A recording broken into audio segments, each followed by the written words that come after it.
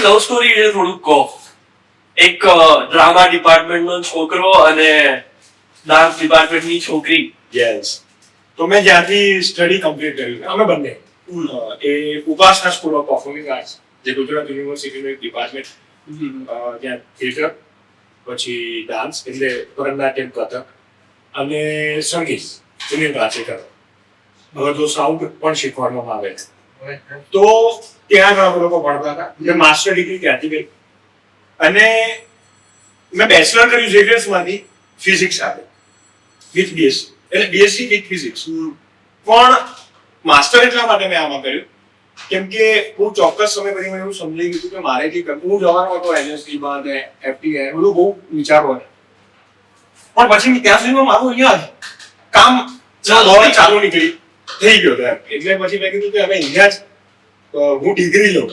diploma કરવા એવું મને થયું અને એ ચાલુ કર્યું ને બહુ બધા સરસ એક્સપિરિયન્સ રહ્યા ને એની અંદર ડાન્સમાં ભરતનાટ્યમ ની અંદર એ શીખતી હતી જેનું નામ નિધિ છે અને અમે લોકો ત્યાં પહેલી વખત એકબીજાના પ્રોડક્શનમાં ફાઇનલ યર સેકન્ડ યરમાં એકબીજાના પ્રોડક્શનમાં અમે એકબીજાને મદદ કરી કે એનું જે ડાન્સ નું હતું એમાં મેં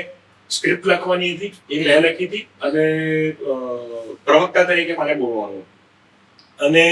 મારામાં અભિજ્ઞાન શાકુંતલ કરીને એક નાટક છે કારીગર જેનો એક સીન